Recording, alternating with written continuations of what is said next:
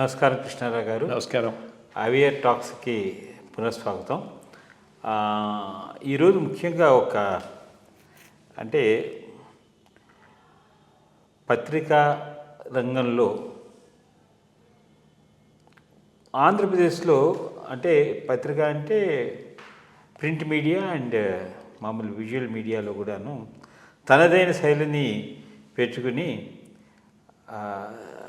ఈనాడు సంస్థని స్థాపించి రామోజీరావు గారు చాలా లార్జ్ సర్క్యులేటెడ్ తెలుగు డైలీ, తర్వాత చాలా భాషల్లో కూడాను టీవీ వ్యూవర్స్ని కూడా పెంచుకున్నారు. అటువంటి మహోన్నతమైన వ్యక్తి క్రితం వారం పరమపదించడం చాలా బాధాకరమైనటువంటి విషయం. చాలామంది ఫాలోయర్స్ ఉన్నారు, చాలామందికి ఆయనకి హేతుబద్ధంగా నివాళులు అర్పించారు. అయితే దీంట్లో ఒక రెండు విధాలైనటువంటి పరస్పర వైవిధ్యమైన భిన్నాభిప్రాయాలు మనకి వినబడుతున్నాయి. సో ఆ రెస్పెక్ట్లో ఆయనకి మనం నివాళులు అర్పిస్తూనే అసలు దీని మీద ఎంతవరకు ట్రూత్ ఉంది అనేది ఒకటి తెలుసుకోవాలి. అంటే నాకు తెలిసినంత వరకు ఒకటి ఏంటంటే రెండు విషయాల్లో వివాదాస్పదం. ఎందుకంటే ఇక్కడ మనకి ఈనాడు సంస్థ ఎక్కడైతే సమాజిగూడలో ఉందారో వర్మ గారు ఆయన ఆక్యుపై చేసి పైన కట్టి వివిధ లీగల్గా కొంచెం చేసుకుని ట్రస్టులు చేసి ఆఖరికి ఆ ఆస్తిని అట్లాగే వైజాగ్లో కూడాను సీతమ్మధారిలో వాళ్ళది చేసుకుని ఇట్లాగా ఆస్తులు అక్రమంగా కొంచెం ఆక్యుపై చేసి దాన్ని ఆయన సంపాదించడం అన్నీ జరిగాయి. బట్ అవన్నీ కోర్టు ద్వారా అదంతా జరిగింది. అది కాకుండా పత్రికా రంగంలో కూడా ఆయన మీద ఒక విధమైనటువంటి అపోహలు కూడా ఉన్నాయి. ఆయన చేసింది చాలానే ఉంది, బట్ ఆయన పితామహుడు చాలా ఇది చేశాడు అనేటువంటి విషయం మీద ఒకసారి మీ అభిప్రాయం తెలుసుకుందామని. అదే మీరు అన్నట్టుగా ఒక గొప్ప పారిశ్రామికవేత్త, దాంట్లో ఏమీ డౌట్ లేదు. ఎంత గొప్ప పారిశ్రామికవేత్త అంటే పారిశ్రామిక రంగంలో పెద్ద visionary. From scratch to empire building అంటే సామాన్యమైనటువంటి విషయమేమీ కాదు. సిస్టమేటిక్. ఇదంతా ఏదో అట్లా వచ్చిందంటే రాలేదు. చాలా చాలా శ్రమ దాని అనుకున్నది.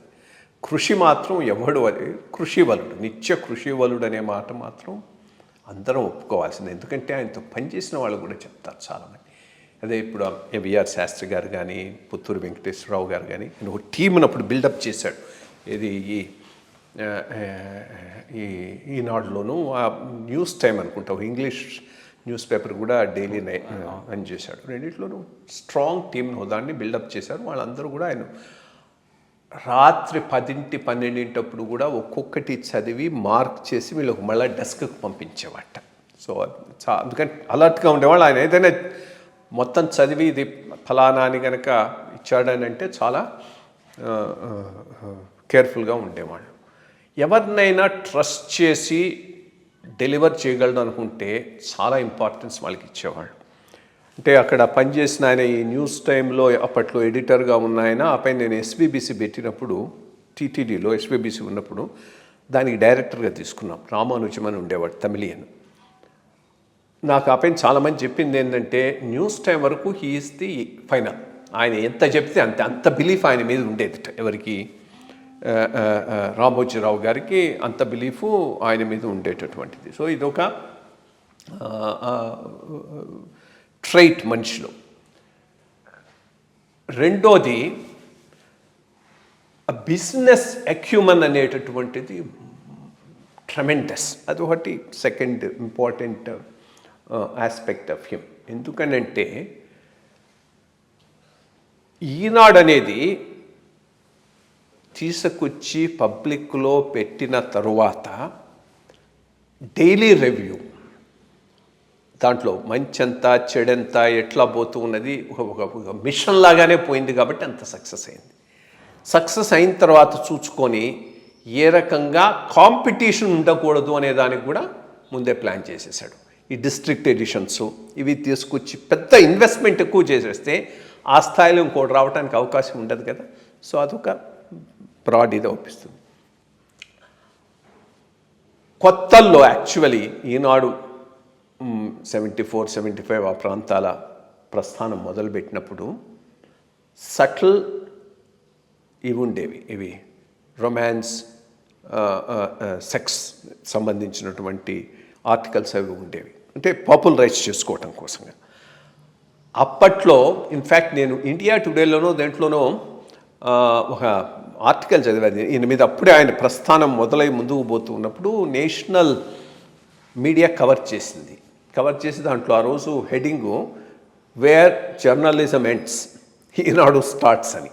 అంటే 2 థింగ్స్ మెన్షన్ చేశారు అప్పుడు దాంట్లో. ఒకటి సిజరింగ్ అండ్ పేస్టింగ్. మొట్టమొదట చాలా అగ్రెసివ్గా ఈనాడు పోయినప్పుడు సిజరింగ్ అండ్ పేస్టింగ్ అక్కడి నుంచి తెచ్చి ఇక్కడి నుంచి తెచ్చి వేసుకొని తీసుకుపోవటం. రెండోది సెన్సేషనలైజేషన్.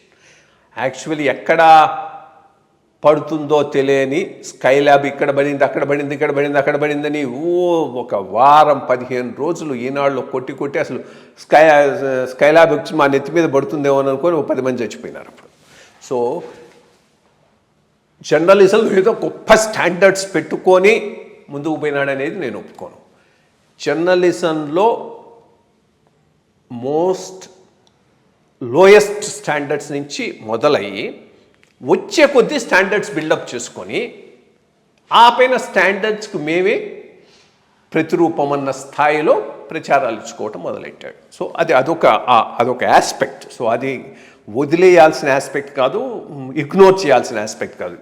ఆయన గొప్పతనాన్ని మనం అంగీకరిస్తూనే ఈ టైప్ ఆఫ్ వీటికి కూడా ఈనాడు వాస్ అప్పట్లో చాలా నోన్ థింగ్.